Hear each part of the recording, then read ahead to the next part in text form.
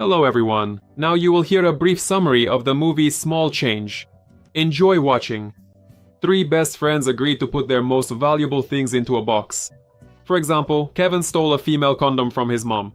At the same time, Brad claims that he uses that thing to plug a hole in the bathtub. But I think it's a portable cup for water. Don't talk shit until we all find out. Brad found some kind of weapon at his sister's place, while Frank brought a photo of his deceased mother. The guys turned on their flashlights and concluded that their light looked like boobs. Frank is growing up without a mother, so many household responsibilities have fallen on his shoulders. Especially since his father is a total nerd, absent-minded and obsessed with his plants. Frank, on the other hand, is more concerned with pressing questions like a bride's virginity and where the birth canal is located. It says here that a woman has a spot, and if you touch it, you can drive her crazy. Dad replied that he never found such a spot. Did you see your sister naked in the shower? Yeah, I was hiding in the laundry basket. Stacy wanted to wear Brad's jacket, but in return, he demanded a certain favor, which the girl wasn't ready to give. The friends lingered at school to stare at the girl's breasts. At Kevin's house, they put on an adult movie. Brad suggested to his friends that they head into the city. For $100, they could see a real naked woman. The guys agreed. That's exactly what they needed.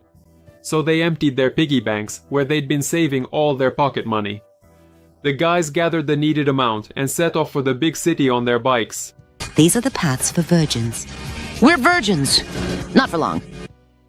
The friends left their bikes in an alley and set off in search of a woman for hire. It turned out to be harder than they thought. How are we supposed to tell a prostitute from other women? Frank, we need to show them the money. Frank started shoving a bag of money at women passing by.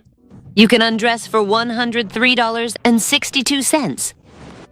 A crook noticed the strange guys and offered them his help. The stranger led the boys to an underground parking lot and there pulled a gun on them. The scoundrel demanded they hand over their backpacks. Nearby, there was a car where, as it happened, the woman of their dreams was working. She saved the boys, though she lost a client in the process. Well, now she's going to have problems. Frank asked how he could help the blonde. I need $100 or I'm done for. Frank showed his savings and shared his plan. For those $100, they wanted to look at a naked woman for as long as possible. Vi brought 3 little clients to the motel where she usually works. And when you undress for money, aren't you cold? Do you watch cartoons? Yes. Are you married?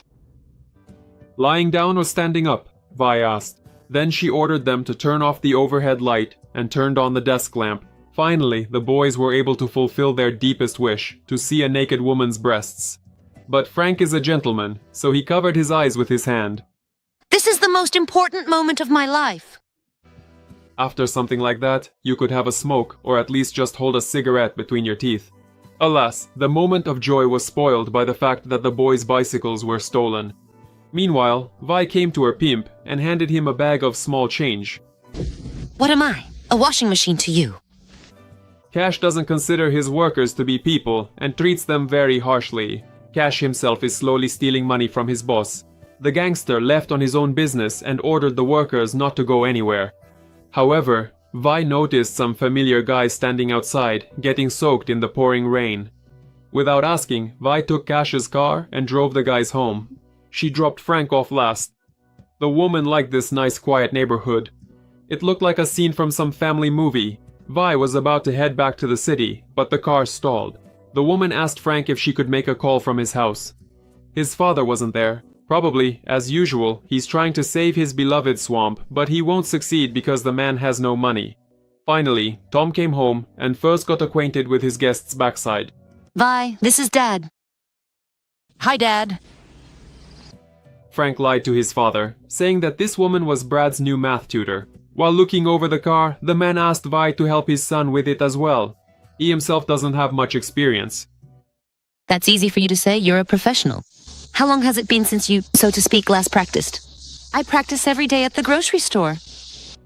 Tom still couldn't find the cause of the breakdown. He'll work on the car tomorrow. So will you help him? It would be easier for me to help you. I remember the basics, but I'm not worried about myself. I'm worried about Frank. Poor thing. Vi lied that she lived nearby, but actually went for a walk downtown. There hadn't been women like her here before, so all the locals can't take their eyes off her. It's immoral. Yes, very, very immoral. The woman started looking for a client for the night. Little Frank showed up and told her she shouldn't be doing that. The boy immediately became interesting to all the girls since he knew this immoral woman. Vi lied to the schoolgirls, saying she was Frank's father's sister. Look at the way she walks. It's immoral. Very, very immoral. Dad is organizing a fundraiser to save the swamp. In just 2 weeks, the bulldozers will get to work. Frank came up with the idea to settle the prostitute in the treehouse. He brought his friend comic books, dinner, and a nightgown. Turn around. Why? I need to change and you don't have any money. Frank said that his mother died during childbirth. Maybe Vi will become his mother and marry his father. The woman is worried that Tom will reject her because of her profession. Then the boy lied, saying that his dad knew all about it and didn't mind. It looks like a boob. Frank's friends didn't believe him that Vi spent the night with him in his treehouse. Brad even bet his famous jacket that his friend made it all up. Unfortunately, today the boy got a failing grade. He knows too little about the female reproductive system. I'm giving you a chance to make up for it with an oral presentation. The teacher added something about a visual aid. This embarrassed the boy even more. From the news, Vi learned that her pimp had been killed. His heart was cut out. Cash stole money from the crime boss Walter, and before he died, he lied and said that Vi was the one who stole his money. The woman realized she needed to get as far away as possible, but the car still wouldn't start, so Vi stole a bicycle to find Tom as quickly as she could. The teacher had just led his students into that very swamp. "Daddy," Vi called out to him, "I need you to fix the car." Suddenly, the woman had the idea that maybe she didn't need to leave after all. It's so quiet and safe here. Frank brought his friends home. There they found Vi taking a bath. Now the students are worried that their parents will find out about their recent escapade. Kevin, if you decide to blab, we'll pin the whole thing on Frank. Be that as it may, Brad had to part with his famous jacket. Frank set conditions for Vi if she wanted to stay at their house. No drinking, no smoking, no swearing, and most importantly, no stripping for money. One more condition, Vi has to help Frank with his report. She will be the perfect visual aid. When the teacher left the classroom, a lady of the night climbed in through the window. Before you stands a woman. Frank gave a very detailed explanation about the female breast.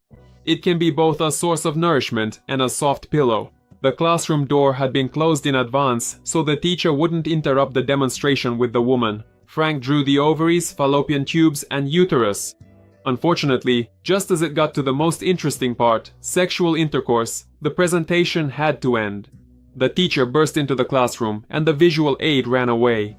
At home, the boy asked Vi about the spot that drives any woman crazy. She replied that you shouldn't believe everything you read in magazines. Today, Vi met Tom while wearing his wife's dress. The man lit up and invited the guests to dinner. Meanwhile, Frank is learning how to be cool to impress Stacy.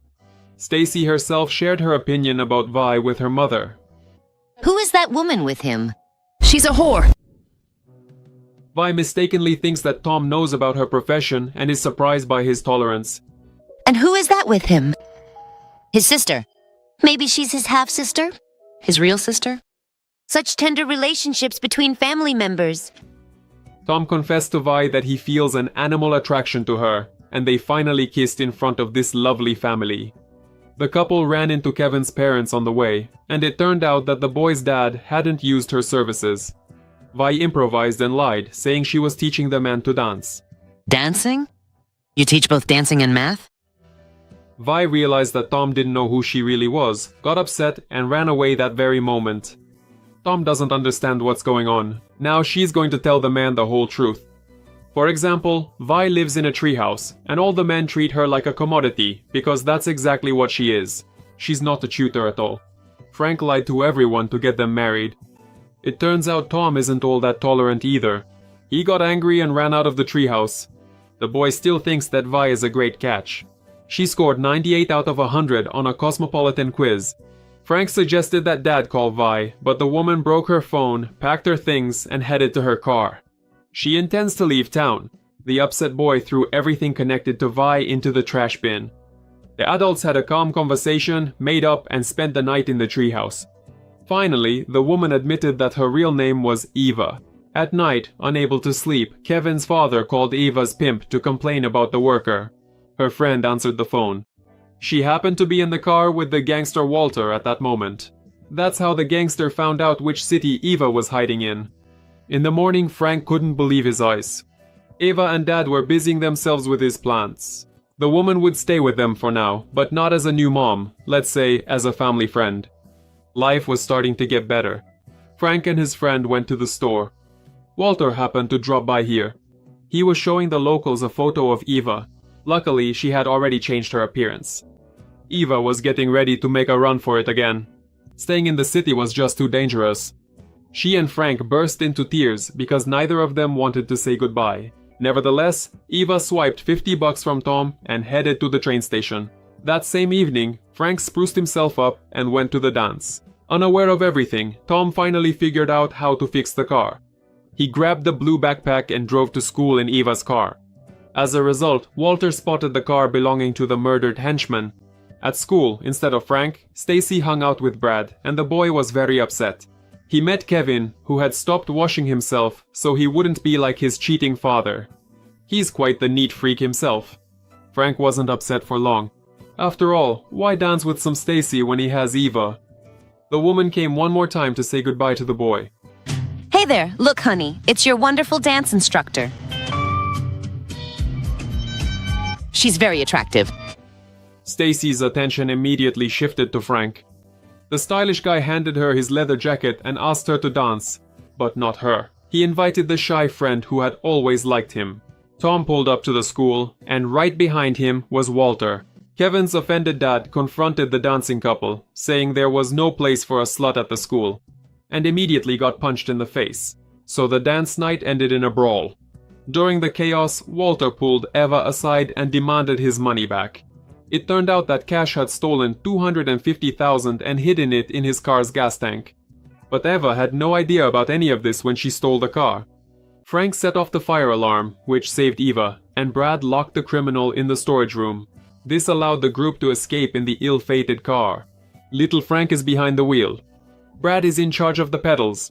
The almost uncontrollable car drove onto the sidewalk, then caused an accident. Whatever was under the car fell off. Do we need it? Give me the wheel. In the end, the car barely made it past an oncoming train and immediately caught fire. The group evacuated and the car blew up along with the stolen money. Hearing the police siren, Walter realized it was time to get out of this city. Tom arrived and made sure the kids were all right. But Eva ended up running away after all. The woman went to Jerry, the top boss himself, and asked him to let her go. The conversation was long and difficult. Jerry, please, let me go. Goodbye, baby. Thank you. By the way, Walter himself stole that money from Jerry, so today is his last day alive. While running away, Eva grabbed the backpack Tom had brought to the school and found $250,000 inside. The man found it when he fixed the car. He just didn't have time to tell anyone about it. Meanwhile, the nerd chained himself up in front of the swamp and sat there for 2 days. But the police arrived together with the bulldozers. They had already started reading the man his rights when a lawyer drove up to the swamp and handed the policeman the deed. It turns out someone bought the swamp for Tom, and of course that person turned out to be Eva. Apparently she will end up staying in this town after all. How can I find you? Do you remember that ice cream cafe? Yes. I bought that too.